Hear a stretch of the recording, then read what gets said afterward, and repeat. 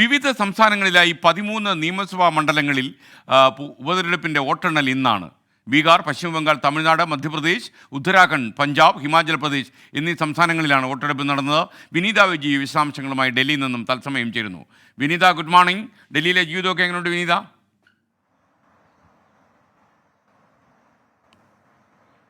Very good morning S K. ഡൽഹിയിലെ ജീവിതമൊക്കെ സുഖമായി മുന്നോട്ട് പോകുന്നു.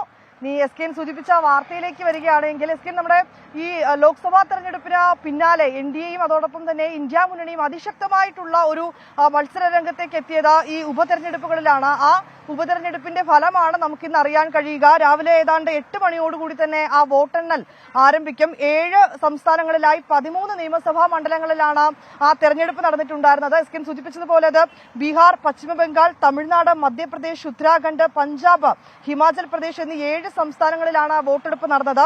13 നിയമസഭാ മണ്ഡലങ്ങളിലെയും ഈ ഉപതെരഞ്ഞെടുപ്പിൽ സാമാന്യം മെച്ചപ്പെട്ട പോളിംഗ് തന്നെയാണ് എല്ലായിടത്തും രേഖപ്പെടുത്തിയിരുന്നത്. ഉത്തരാഖണ്ഡിലും അതോടൊപ്പം തന്നെ പശ്ചിമ ബംഗാളിലും ഇടയ്ക്കിടെ ഉണ്ടായ ചില അക്രമ സംഭവങ്ങൾ ഒഴിച്ചു നിർത്തിയാൽ പൊതുവെ സമാധാനപരമായിരുന്നു ആ വോട്ടെടുപ്പ്.